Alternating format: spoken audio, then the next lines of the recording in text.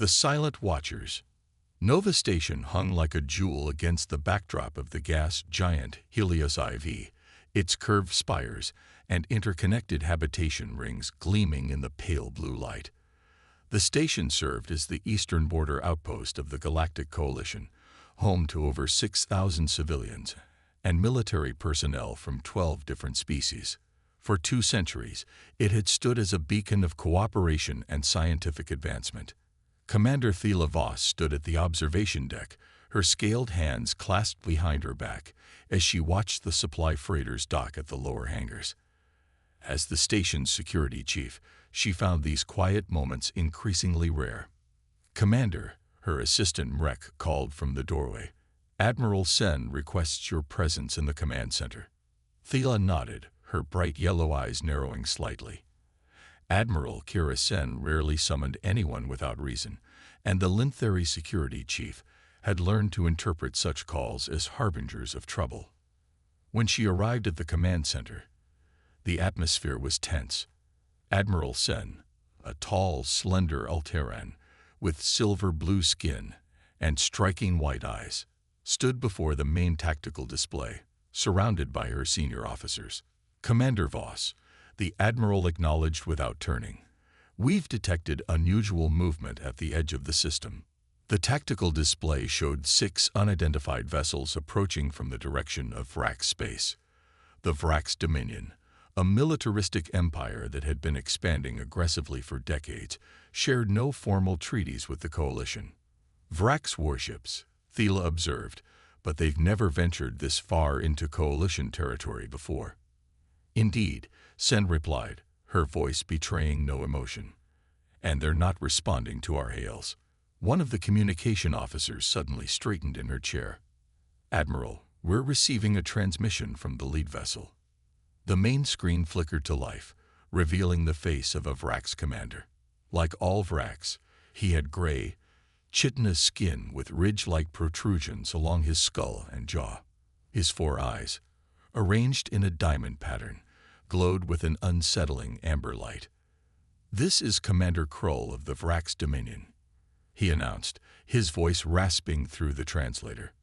"Nova Station now falls within Dominion territory. Surrender your facility or face immediate destruction." Admiral Sen stepped forward. "This is Admiral Kira Sen of the Galactic Coalition. Nova Station is a sovereign outpost under Coalition protection. Your presence here violates multiple treaties." "The Dominion recognizes no treaties with the Coalition," Krull interrupted. "You have 30 minutes to evacuate non-essential personnel. After that, we will take the station by force." The screen went dark. Sen turned to her officers. "Battle stations, begin civilian evacuation procedures immediately." "Admiral," Thela interjected, "we only have 2 defensive cruisers currently docked. The nearest Coalition fleet is 3 days away at maximum speed." "I'm aware, Commander," Sen replied, her white eyes hardening. "But we will defend this station with everything we have." The first assault came 28 minutes later. Vrax fighters swarmed around Nova Station like insects, their energy weapons carving glowing red lines across the station's shields.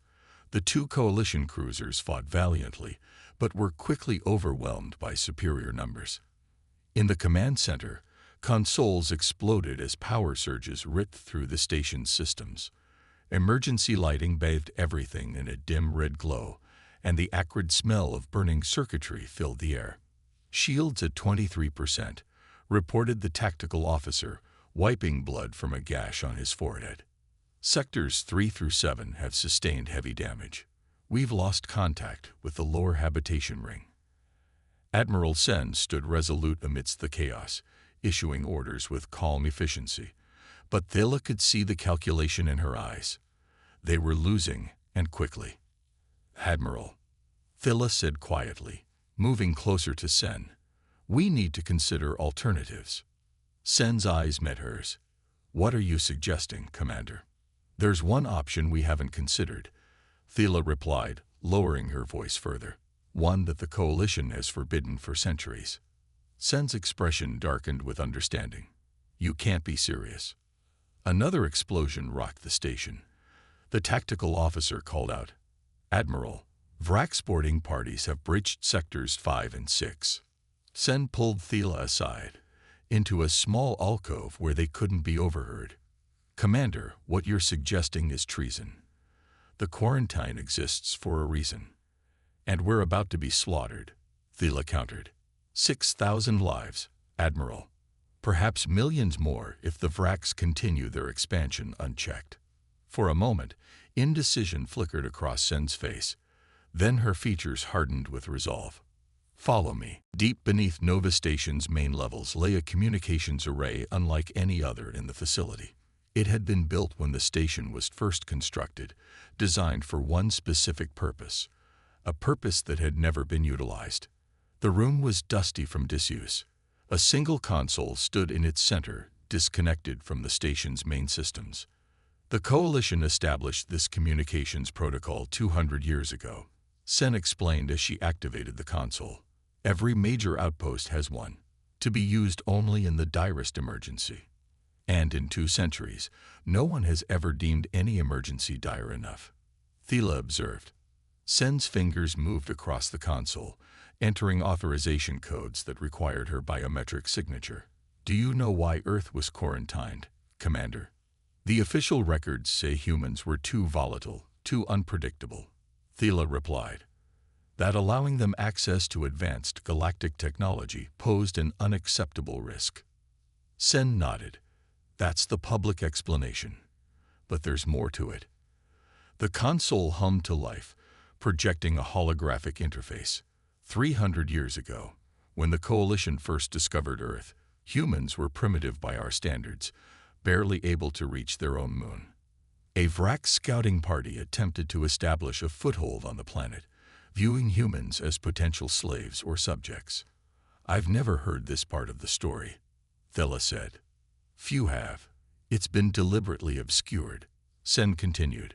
"Within 6 months, those primitive humans had reverse-engineered Vrak's technology from a crashed scout ship and developed weapons that destroyed the entire Vrak's fleet sent to subjugate them." Thela's scales rippled in surprise. "That's unprecedented." "Yes, and terrifying to the Coalition leadership at the time," Sen agreed. "They saw a species with an almost supernatural ability to adapt and innovate. A species that, if given access to advanced technology, might quickly outpace every other civilization in the galaxy." The console now displayed a message interface, ready to transmit. "So they established the quarantine," Thela reasoned, "not to protect humans from us, but to protect us from them." Sen finished. Observation satellites were placed around their solar system, designed to monitor their development while projecting a distortion field that would prevent them from detecting advanced civilizations beyond their system. Sen began typing a message, coordinates, information about the Vrak's attack, a desperate plea for assistance. "Admiral," Thela said hesitantly, "if what you say is true, if humans are that dangerous, are we making a terrible mistake?" Sen paused, her fingers hovering over the console. "Perhaps. But if the choice is between potential future danger and certain immediate destruction, I choose to face the uncertain future." She completed the message. "Besides, in 200 years of observation, humans have shown themselves to be not only innovative, but also compassionate.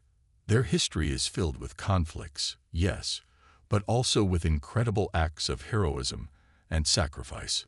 With a final keystroke, Sen transmitted the message.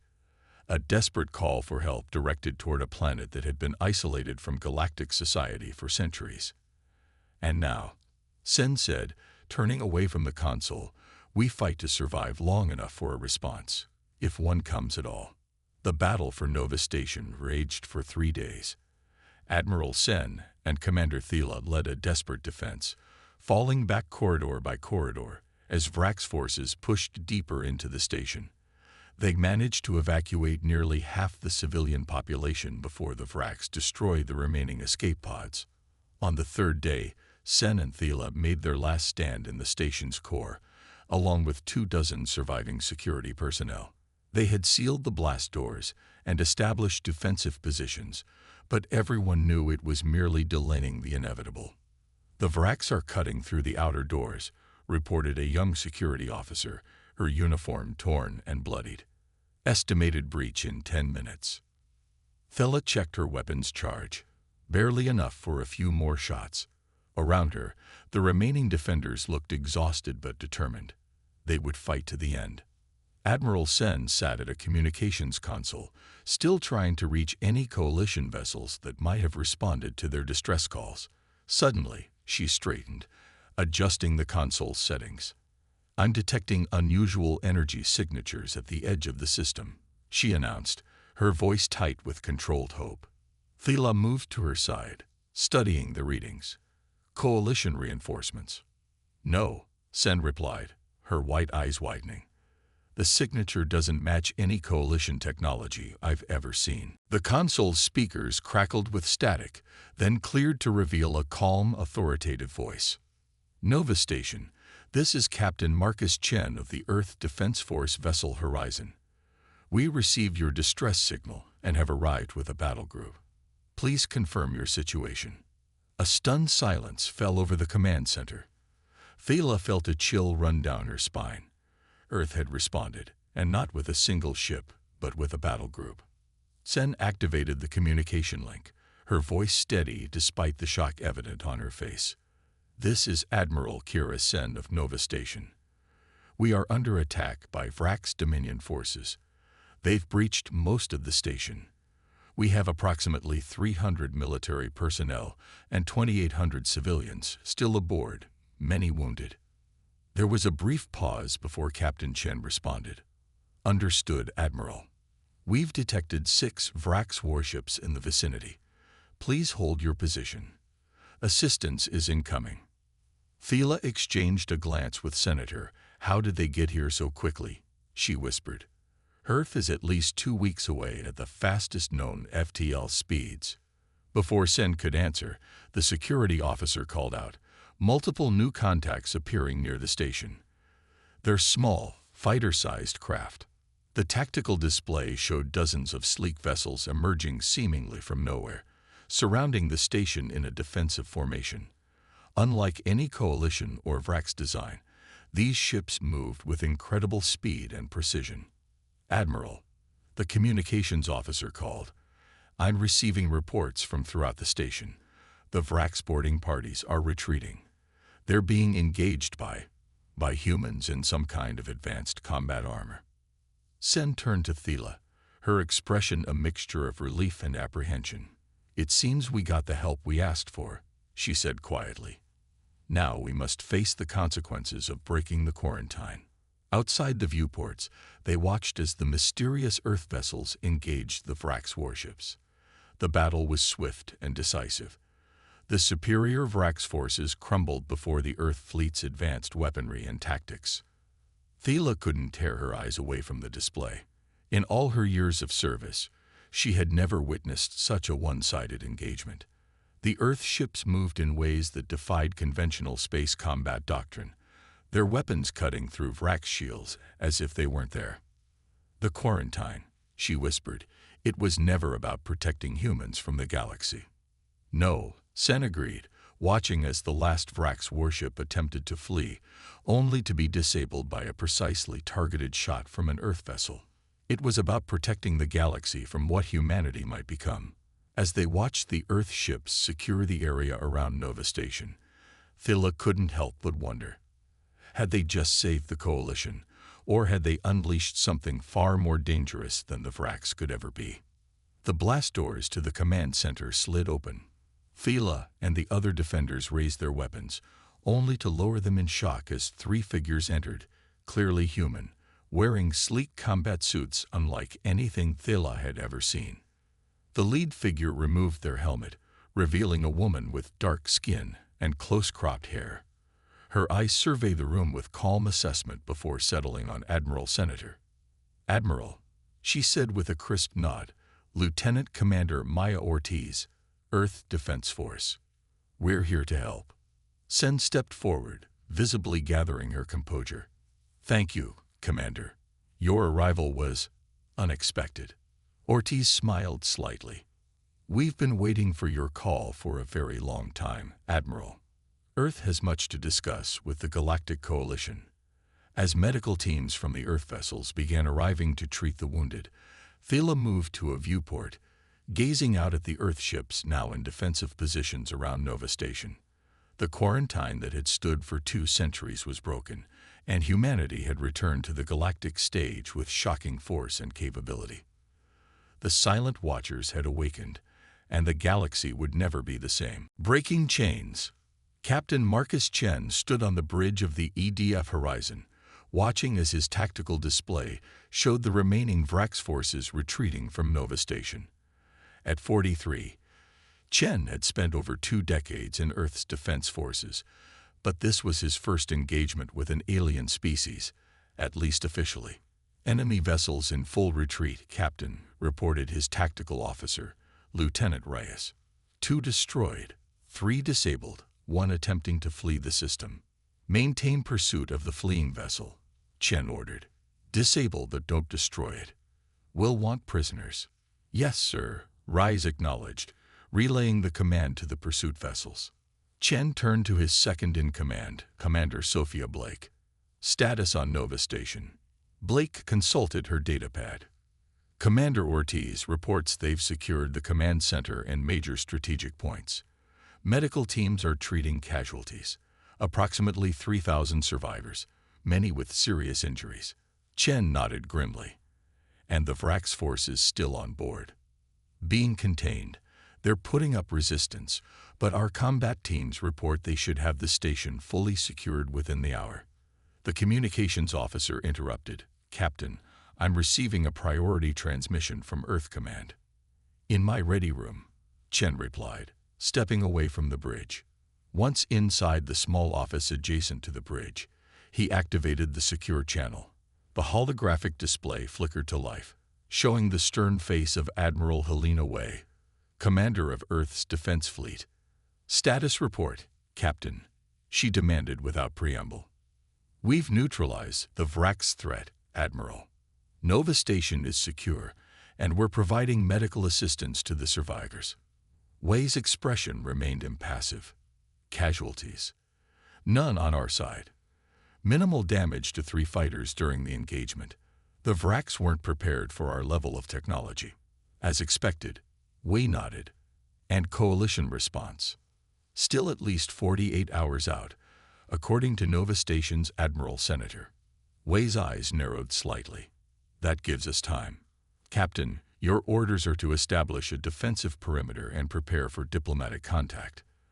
The Council has dispatched Ambassador Kaido to your position. He'll arrive within 12 hours via rapid transit. Chen raised an eyebrow. They've authorized diplomatic first contact. Operation Reveal was activated the moment Nova Station's signal reached Earth. Wei explained. After 2 centuries of preparation, we're finally pulling back the curtain. The diplomatic corps has been preparing for this moment for generations. And if the coalition doesn't react well to our emergence, Chen asked carefully. Wei's face hardened. That's why you're there, Captain. Ambassador Kaido will extend the olive branch, but the Horizon and her battle group represent the steel behind it. Make sure the coalition understands that while we come in peace, we are not to be trifled with. Understood, Admiral. One more thing, Wei added. Intelligence indicates that this Vrax incursion may be part of a larger offensive. Keep your sensors at maximum range. If this is the opening move in a wider conflict, Earth needs to know. The transmission ended, leaving Chen alone with his thoughts. After 2 centuries of isolation, humanity was stepping onto the galactic stage, not as supplicants or primitives, but as perhaps the most advanced civilization in known space. He returned to the bridge, where Commander Blake awaited his orders.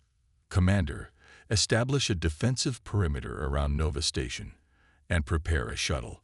I'll be going aboard the station to meet with Admiral Sen personally.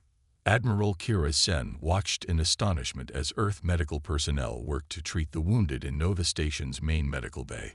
Their technology was unlike anything she had ever seen. Handheld devices that sealed wounds instantly, portable scanners that created detailed holographic representations of injuries, medications that seemed to accelerate the body's natural healing processes exponentially. Your medical technology is remarkable, she commented to Lieutenant Commander Ortiz, who stood beside her. Standard field equipment, Ortiz replied with a modest shrug. Our full medical facilities aboard the Horizon are considerably more advanced. Sen tried to conceal her shock. These standard medical tools were centuries beyond Coalition medical science. If this represented Earth's basic technology, what else were they capable of? The door to the medical bay slid open, and a tall human male in a pristine dark uniform entered. His bearing was unmistakably that of a senior officer, and Ortiz immediately straightened to attention. Admiral Sen, Ortiz said, "This is Captain Marcus Chen, commanding officer of the EDF Horizon." Chen extended his hand in what Sen recognized as a human greeting gesture. After a moment's hesitation, she clasped it. "Admiral," Chen said, his voice carrying a natural authority, "I understand you're the one responsible for contacting Earth. On behalf of my government, I thank you for trusting us with the safety of your people." Sen studied him carefully. "I'm not certain trust is the right word, Captain. Desperation might be more accurate." A slight smile touched Chen's lips. "Understood. Nevertheless, we're here now. I've established a defensive perimeter around the station, and we've begun repairs to your critical systems." "Captain," Sen said, choosing her words carefully, "while I'm grateful for your intervention, I must ask, how did you respond so quickly? Earth is weeks away from Nova Station, even at the fastest speeds known to the Coalition." Chen exchanged a glance with Ortiz before responding. "Admiral, I believe there's much about Earth that the Coalition doesn't know. Perhaps we should continue this conversation somewhere more private." In what remained of Nova Station's conference room, Captain Chen faced Admiral Sen and Commander Thela Voss across a table scarred by weapons fire. Through the viewport behind them, the sleek shapes of Earth vessels moved in precise formation around the station. 200 years ago, Chen began, when the Coalition established the quarantine around Earth, they placed observation satellites at the edge of our solar system. These satellites were designed to monitor our development while projecting a field that would prevent us from detecting advanced civilizations beyond our system. Sen nodded. "That's correct. What the Coalition doesn't know is that we detected those satellites within decades of their placement," Chen continued. "Rather than destroying them, our leaders at the time made a crucial decision: to study them, to learn from them, but most importantly, to feed them false information." Thela's scales rippled in surprise. False information. For nearly a century and a half, what the Coalition has been observing isn't Earth's actual development, but a carefully crafted fiction. Chen explained. "We showed you what you expected to see, a slowly advancing civilization, occasionally plagued by conflicts, gradually developing better technology, but never approaching the level that would alarm the Coalition." Sen sat back, her white eyes wide with astonishment. "That's impossible. The monitoring systems would have detected such deception. Not if we reverse-engineered the systems and understood exactly how they functioned," Chen countered. Meanwhile, the real Earth progressed at a pace that would have terrified the Coalition had they known. "We developed faster than light travel 70 years ago, not the rudimentary system the Coalition believes we're still theorizing about, but true space-time manipulation that allows us to traverse vast distances almost instantaneously." "How vast?" Thela asked, her security training making her focus on the tactical implications. "We received your distress call and arrived here from Earth in approximately 16 hours, Chen replied calmly. The silence that followed was profound. Sen and Thela exchanged glances of pure disbelief. "That's not possible," Sen finally said. "The laws of physics. The laws as understood by the Coalition," Chen corrected gently. "Human scientists have been pushing those boundaries for generations." "If what you're saying is true," Thela interjected, "why reveal yourselves now? Why not continue your deception?" Chen's expression grew serious. Because we've been watching too.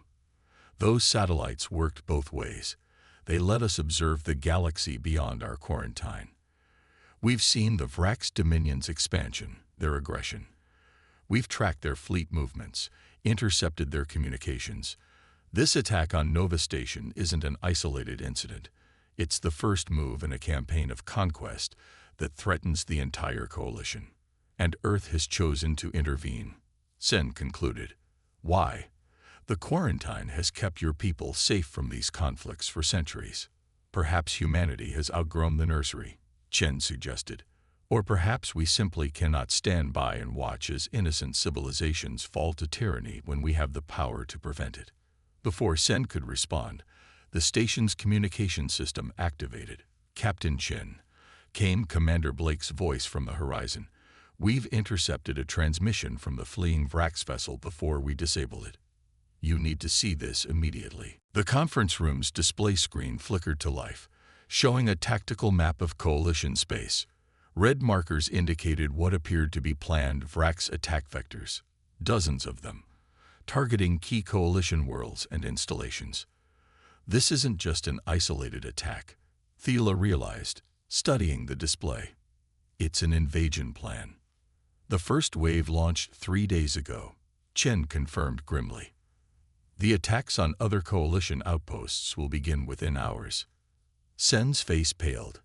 The coalition fleet is dispersed across our territory. We can't defend against coordinated attacks on this scale. No, Chen agreed. But we can. On the bridge of the Vrax command ship Relentless, Commander Kroll seethed with rage as he watched the tactical display. The human vessels, humans, of all species, had systematically disabled his fleet with embarrassing ease. His own ship's engines and weapons were offline, leaving them drifting helplessly near Nova Station. How is this possible? He demanded of his tactical officer. Humans should be primitives. Their planet is quarantined, their technology centuries behind ours. Unknown, Commander, the officer replied, his 4 eyes downcast in shame. Their technology signatures don't match anything in our database. A junior communications officer approached cautiously. Commander, we're being hailed by the human vessel. Ignore it, Kroll spat. Sir, they've bypassed our communications blocks. They can broadcast directly to our internal systems. Before Kroll could respond, the bridge's main screen activated on its own. A human face appeared, a male with dark hair and cold, assessing eyes. Commander Kroll, the human said without preamble, I am Captain Nolan Reed of the Earth Defense Force vessel Valkyrie. Your ship has been disabled, and your forces on Nova Station have been neutralized. Kroll rose from his command chair, mandibles clicking in agitation. By what right do you interfere in this conflict, human? Earth has no standing in coalition affairs.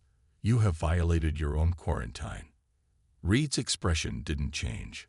The quarantine was never our choice, Commander. And as for our right to interfere, we answer to a higher authority than political boundaries. When innocent lives are threatened, humanity will always respond.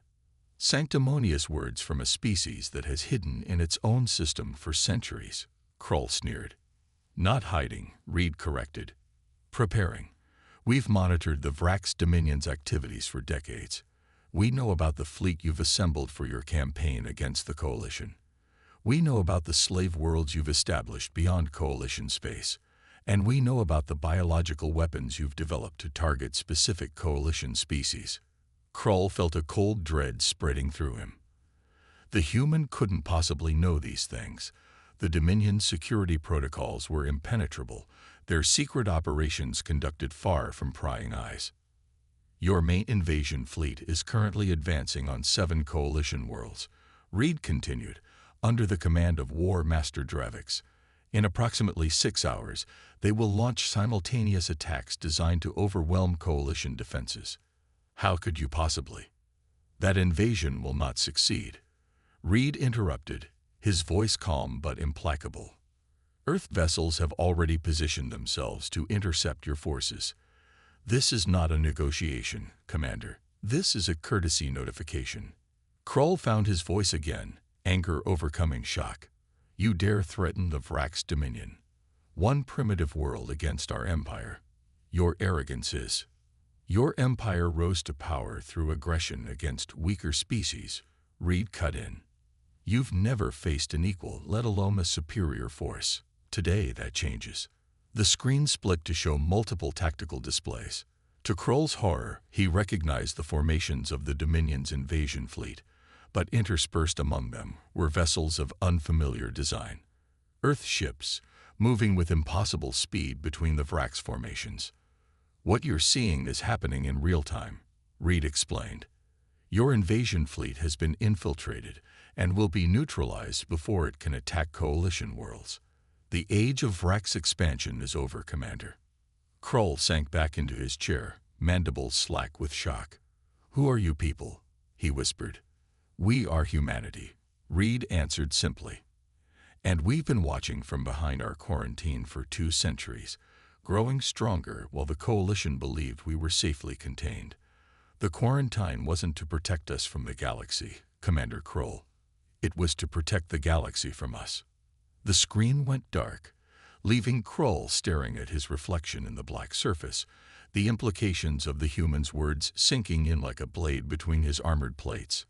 Admiral Sen stood on Nova Station's observation deck, watching as Earth vessels efficiently rounded up the remaining Vrax ships.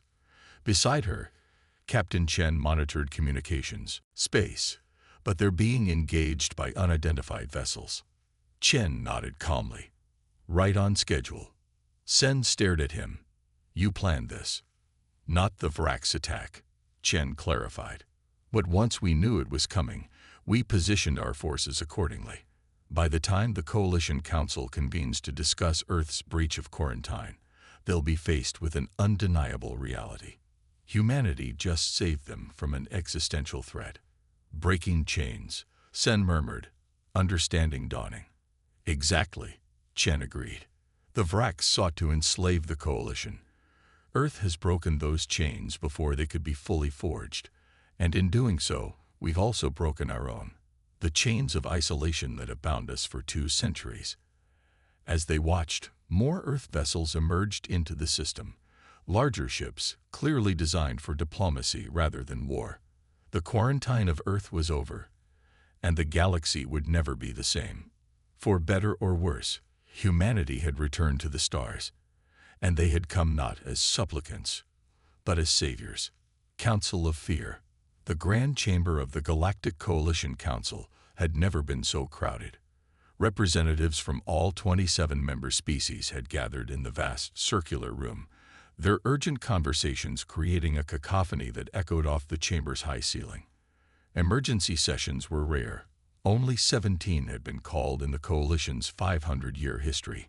High Chancellor Xorin, an ancient Valyrian whose translucent skin revealed the complex network of luminescent veins beneath, raised his ceremonial staff and brought it down with a thunderous crack that silenced the chamber instantly. This emergency session of the Galactic Coalition Council is now in session, he announced, his melodious voice carrying to every corner of the room without technological amplification. We face an unprecedented situation. The quarantine of Earth has been breached.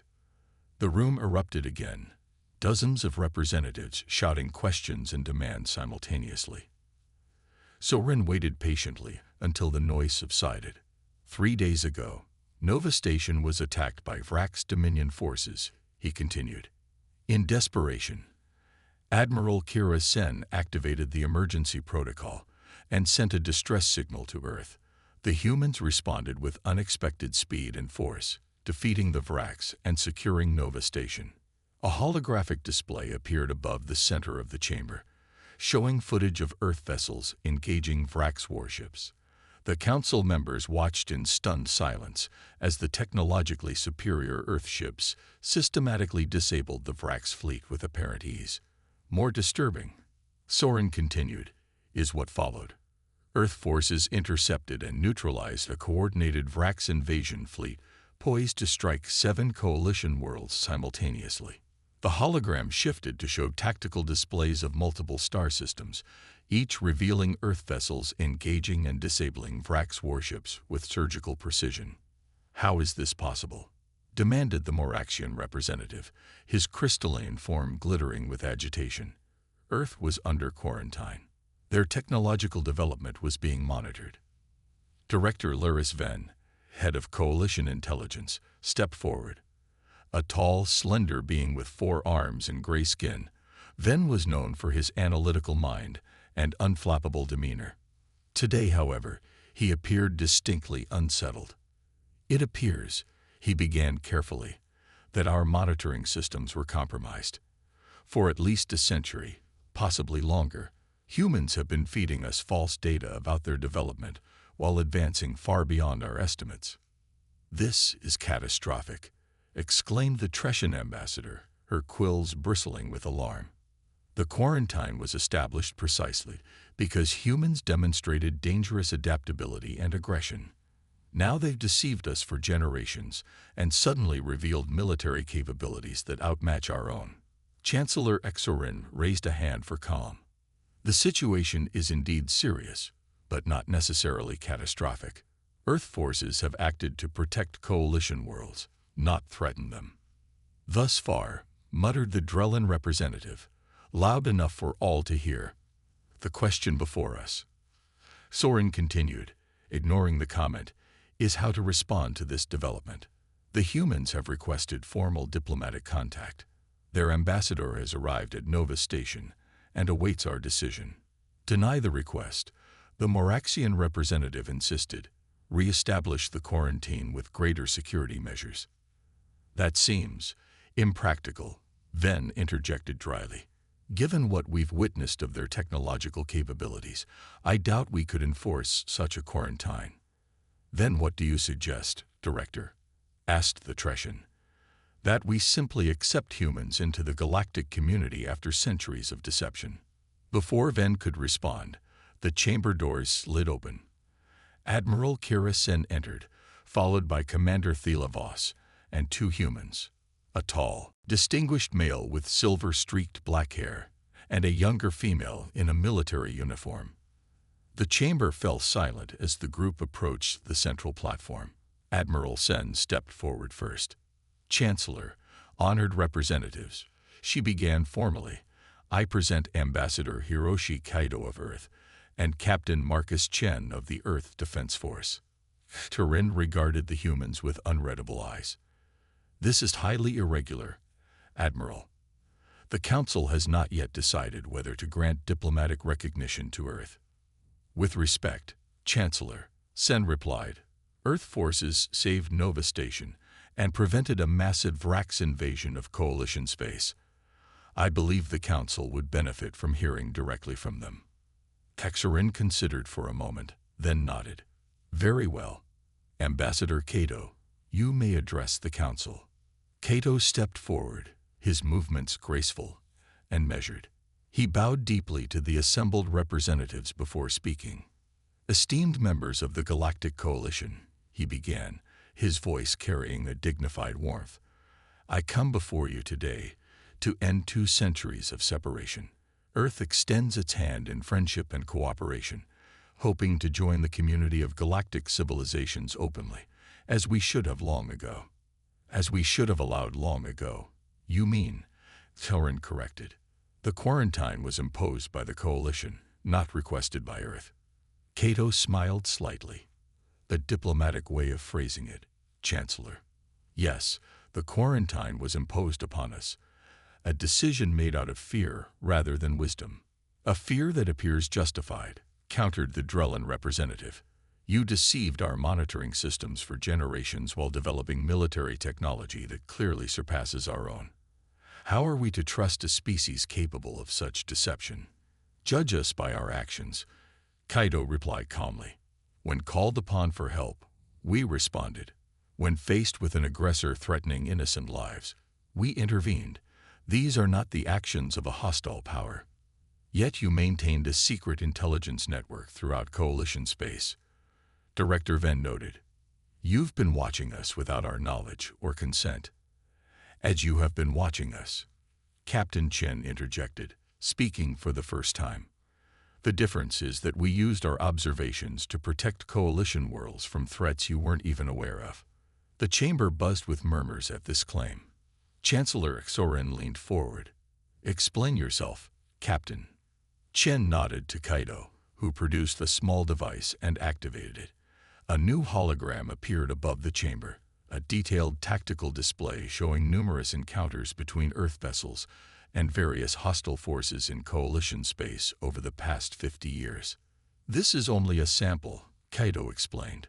For decades, Earth has maintained a covert defensive perimeter around coalition space. We've intercepted pirates, rogue military vessels, even biological weapons deployed by unknown parties. All were neutralized before they could threaten coalition worlds. Why? Asked the Chancellor, his voice betraying genuine curiosity. Why protect the very civilization that isolated you? Because despite the quarantine, we consider ourselves part of the galactic community, Kaido answered. Humanity has always defined itself in part by its willingness to stand against tyranny and protect the vulnerable. We couldn't reveal ourselves without causing panic, but neither could we stand idle while threats gathered on your borders. The Tretian ambassador's quills had settled somewhat. If what you say is true, and we have only your word for it, then humanity has acted as an unsolicited guardian. Yet that doesn't address the fundamental issue. You have deceived us for generations. We have, Kaido acknowledged frankly, and we are prepared to open our records completely to prove that our deception was never meant to harm the coalition, but to prepare ourselves to join it as equals rather than as primitives to be guided or contained. On the observation deck above the council chamber, 3 figures watched the proceedings with intense interest. 2 were humans, Lieutenant Commander Maya Ortiz and Captain Nolan Reed, while the third was Commander Thela Voss, who had excused herself from the main chamber to join them. Your ambassador Kaido is skilled, Thela observed, watching the human diplomat field increasingly technical questions from the council representatives.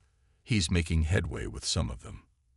Hiroshi has been training for this moment his entire life, Ortiz replied. The diplomatic corps has been preparing for first contact scenarios for generations, even while claiming you had no knowledge of alien life. Thela asked, her yellow eyes narrowing skeptically. On the observation deck above the council chamber, 3 figures watched the proceedings with intense interest.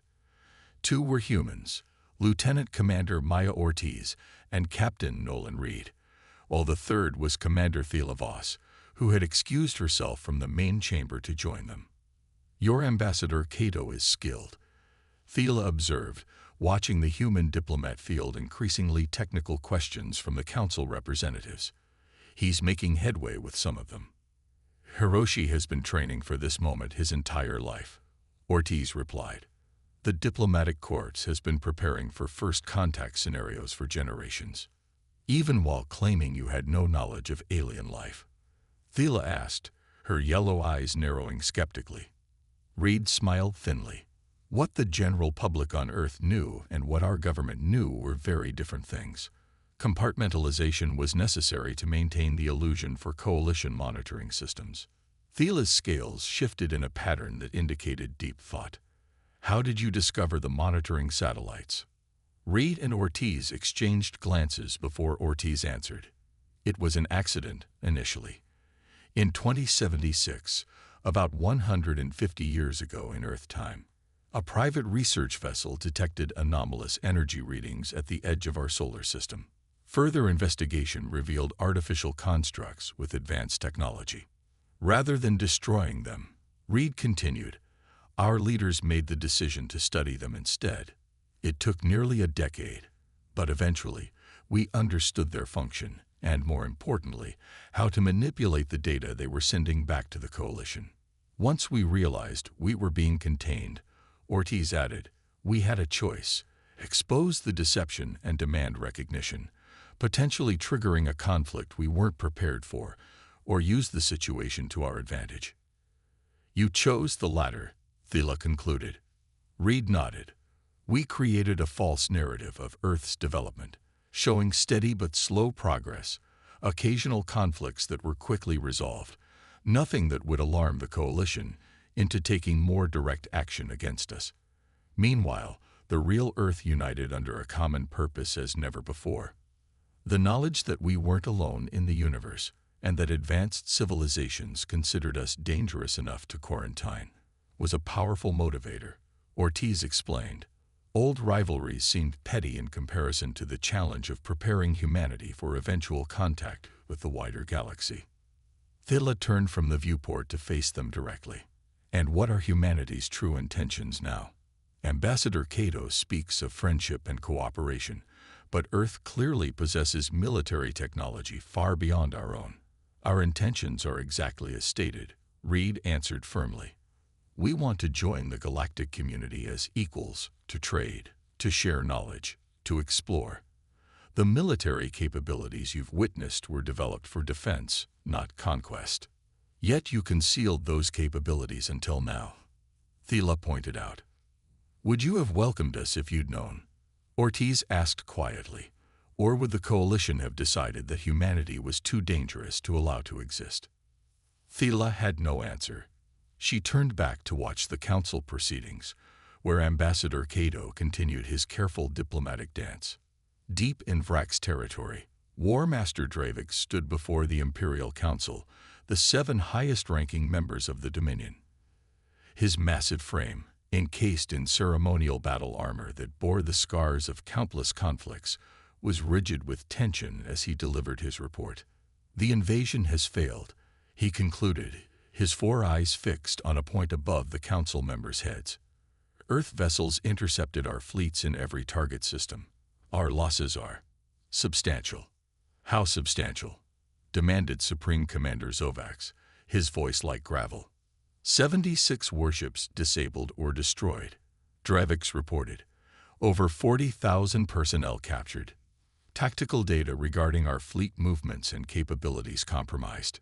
The council chamber fell silent as the implications sank in. The Vrax Dominion had not suffered such a defeat in over 3 centuries. And these, humans, said Zovax slowly. They are responsible. Yes, Supreme Commander. Their technology exceeds our own by a significant margin. Their tactical capabilities are... Dravix hesitated, searching for the right word. Unprecedented. Impossible, snarled another council member. Earth is a quarantined world. Their technology should be centuries behind ours. The evidence suggests otherwise. Dravix responded stiffly. Based on captured communications and preliminary analysis of their combat techniques, humans have been operating beyond their quarantine zone for decades, possibly longer. The coalition has been deceived, Zovax realized, leaning forward. And now we have provoked a sleeping predator.